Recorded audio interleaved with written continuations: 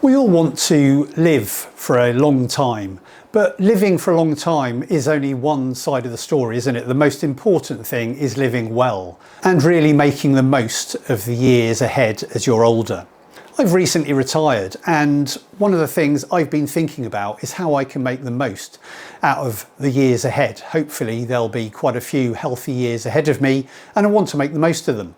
So what are the key things you should focus on if you're wanting to have a healthy and happy older age? And these tips aren't in any particular order, they're just the way I happen to write them down on my paper as I was researching these ideas. So you might find one of them is far more important to you than others.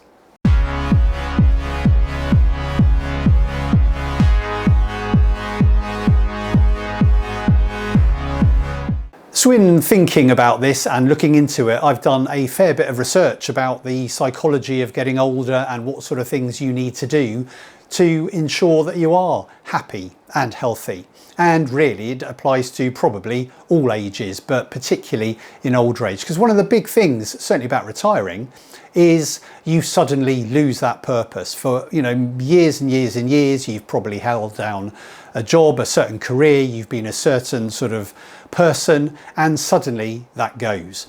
And a lot of people who enter retirement suddenly have nothing to do. So one of the most important things you can do when you retire is get a purpose. And for some people, they're very lucky. They know their purpose. They've always loved doing something. They've always wanted to follow a dream, and they do that. For many people, though, that's not the case. And for me, that wasn't the case. And I spent quite a long time thinking about what I like doing. And I eventually stumbled upon, as you can see, making videos and having a YouTube channel, as well as keeping fit and being hopefully healthy and doing a lot of cycling and physical activities through those years. So that was my sort of purpose. So that's a key thing, to make sure you found something that motivates you to get out of bed in the morning and get on with it. Another key thing to be healthy in your old age is really doing resistance training. And for some people, they've been doing that all their lives, or certainly dipping in and out of it. For some people, that's very new, but it is a key part of staying healthy and fit as you age, is to make sure you build in resistance training into any routine you've got.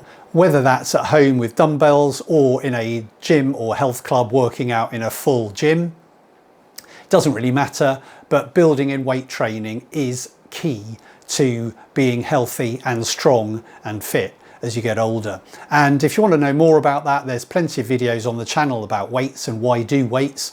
I'll drop one at the end of this video, so if you want to, just click on that and have a look at that video about weight training. But a key part of longevity is doing resistance training and maintaining your strength for as long as you can. And of course, running alongside that is the need to keep active and be doing some form of cardio exercise as well, whether that's walking, running, cycling, rowing, something like that built into your life as well, to ensure you stay aerobically fit as long as possible too. Another key thing that happens in old age, and it affects a lot of people, is loneliness. And you do find you socialise far less than you used to because you're not in your place of work. And it's very different and very difficult sometimes to manage that. So relationships are another key thing to maintain and develop in old age, whether that's relationships in your family and maintaining good links with your children or your grandchildren or your colleagues or former colleagues at work, or joining a local club that you didn't think about before you retired. That's a key thing to making sure you're happy, is making sure you've got those relationships. Another key thing, of course, as I said, with any age, but particularly as you're older, is to eat well and have really good nutrition, and don't fall into the trap of just eating simply or easily by popping to the shop and getting takeaways or microwave meals, but actually spending a bit more time developing the food you eat and thinking about that and researching what works well for you. And number 5 is sleep. And it's really important to get good quality sleep. And again, as you get older, that sometimes is hard to do, but trying to maintain good sleep hygiene and good room temperatures and things like that when you go to sleep really will help in your actual health and well-being and how you feel during the day. So try to really maximize your sleep. And another one to minimize is stress if you can. Obviously, if you've left the working week behind you, or it's certainly maybe less important than it used to be, it might be easier to do. But reducing the amount of stress in your life is a really good way to develop healthy mental health. It's really easy for stresses to drain our happiness and really make old age, or certainly getting older, not a pleasant experience. So try, if you can, to avoid stress as much as possible. Maybe doing mindful activities, maybe going for a walk in the afternoon, or doing something that really takes your mind off other things when you're really in the moment, can really make or have a big effect on your well-being. And as you get older, one of the things you really need to take care of or think about is safety. And I don't mean safety as in being safe in your home.